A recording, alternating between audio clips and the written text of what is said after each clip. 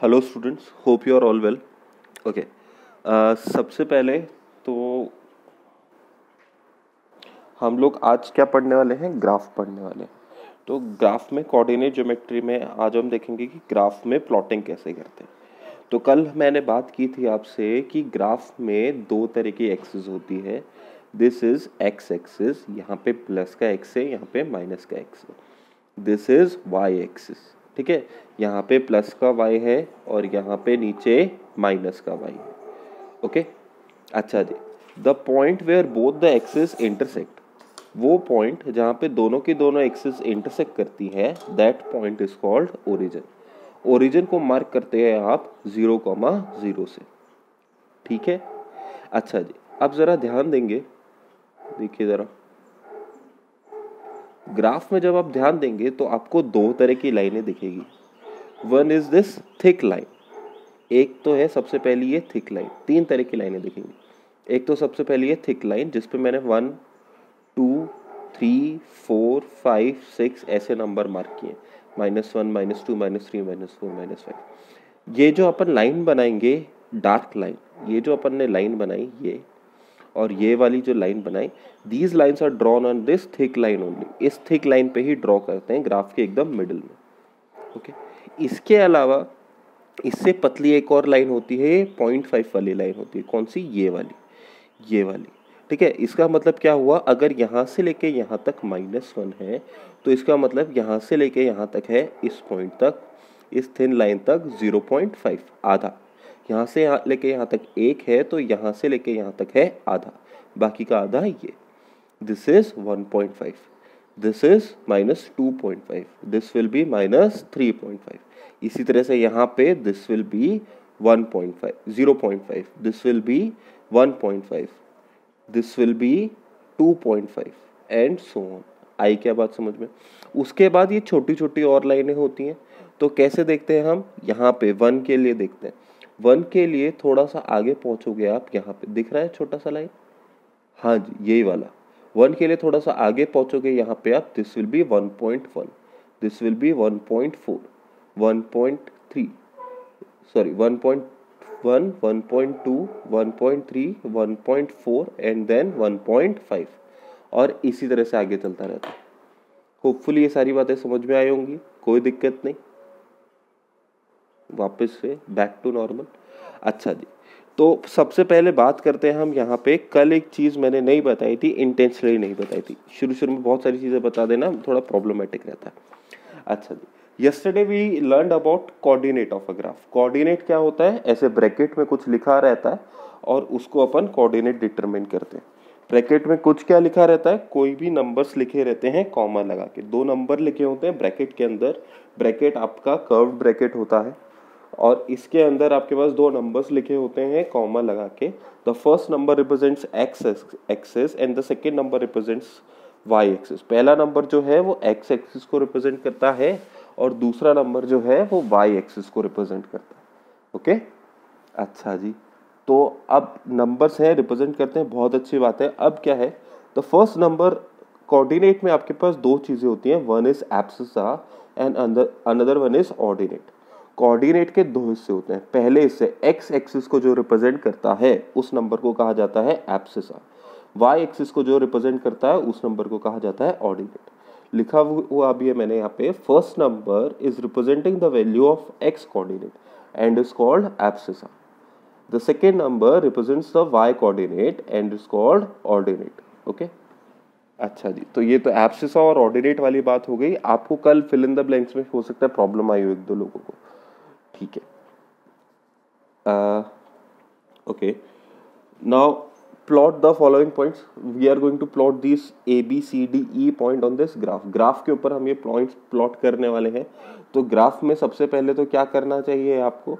इस तरह का एक आउटलाइन बना लेना चाहिए। This is called the stencil of the graph. आप एक वर्टिकल लाइन ऐसे बनाते हैं, एक हॉरिजॉन्टल ऐसे बनाते हैं, इनकी नंबरिंग करते हैं, ठीक है। अच्छा जी, आप स्केल लिख लेते हैं साइड में। 1 box is equals to 1 unit. UNIT. 1 box is equals to 1 unit. ये स्केल एक्स एक्सिस के लिए भी वैलिड है, वाई एक्सिस के लिए भी। अच्छा, हाईलाइट करने के लिए और आराम से दिख जाए इसलिए मैं पेन यूज कर रहा हूँ, अदरवाइज ग्राफ में कभी भी पेन यूज नहीं करते, you always use pencil, pencil he use करते हैं, पेन बिल्कुल भी यूज नहीं करते ग्राफ में। अच्छा, दूसरी चीज, ऊपर y, यहाँ पे -x, यहाँ पे x और नीचे -y, इस तरह से लिखना जरूरी है। Third thing is 0,0 coordinate, origin mark करना बहुत जरूरी है, ठीक है। ये सारी चीजें करना जरूरी है, इसके बाद आप ग्राफ बनाते हैं। ग्राफ में सबसे पहले क्या करना है हमको, we have to identify point 4,-5, 4,-5 plot करेंगे। 4,-5 कैसे प्लॉट करेंगे, देखो abscissa of point is 4, abscissa of 4 है, मतलब x कोऑर्डिनेट 4 है, तो 4 पे आ गए। अब 4 से हम ध्यान देंगे तो I can see a solid line moving upward and downward, ऊपर और नीचे एक सॉलिड लाइन जाती दिखती है। तो कल जैसे सिखाया था वैसे ही देखते हैं, 4,-5, 4,5, first number is positive, second number is negative. कौन सा क्वाड्रेंट हुआ, वेरी गुड, फोर्थ क्वाड्रेंट। तो आपके पास आंसर कहाँ आएगा, यहाँ पे आएगा। तो x कोऑर्डिनेट पे तो मैं 4 पे पहुंच गया, कोई दिक्कत नहीं, और y कोऑर्डिनेट पे मेरे को कहाँ पहुंचना है, -5 पे। अब -5 ऊपर आएगा कि नीचे आएगा, नीचे आएगा, तो नीचे ये आया 1, this becomes 2, this becomes 3, this becomes 4, this here is -5, visible.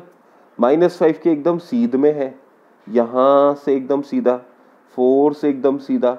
तो हमको ऐसे इमेजिनरी लाइन जो कल बनाई थी वो बनाने की जरूरत नहीं है, हम डायरेक्टली प्लॉट कर पाते। हम इसे लिखेंगे a, क्योंकि a वाला पॉइंट था ये, 4,-5। Okay, next see b, 3,-4, 3,-4, once again 3,-4 will come in fourth quadrant. Fourth quadrant में 3 is here and -4 is here, this is b, 3,-4. okay, next is c, -4, -7.5। अच्छा जी, 7.5 क्या होगा, 7 से थोड़ा सा आगे। सबसे पहले -3, both the number are negative, both the numbers are negative. If both the numbers are negative तो कौन सा क्वाड्रेंट हो जाता है ये, this becomes third quadrant. Okay, तो -3 से नीचे आएंगे, -1, -2, -3, -4, -5, -6 और -7 आ गया यहाँ पे। -7.5 चाहिए तो कहाँ आ जाएंगे हम, एकदम यहाँ पे बीच में। This is -3, this point was C and its coordinates are -4 चाहिए, सॉरी यहाँ पे ना आके हम यहाँ पे हो जाएंगे -4।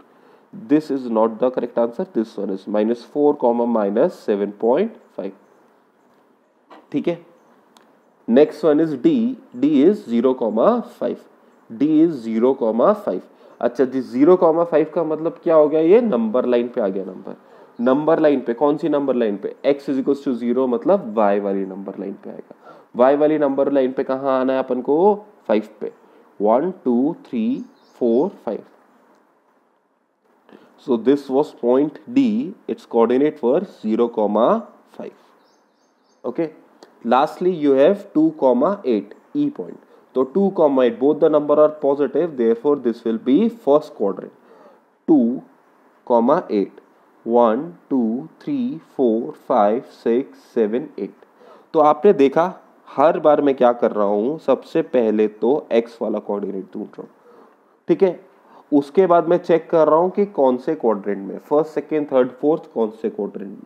After that I am determining the y coordinate, उस हिसाब से मार्क कर रहा हूं, ठीक है। आप चाहो तो बिना कोऑर्डिनेट ढूंढे भी कर सकते हो, आपको पता चल जाएगा साइन देख के कि आपको नीचे की तरफ जाना है, ऊपर की तरफ जाना है, ठीक है। आप चाहो तो y एक्सिस से भी शुरू कर सकते हो, अप टू, ठीक है। धीरे धीरे करो, शुरू में आसानी से करो। अगर आपको कोई डाउट हो तो अपना ग्राफ का पिक खींच के मेरे को भेजना, आई विल टेल यू कि आंसर करेक्ट है, इनकरेक्ट है, या कोई गलती है क्या, ठीक है।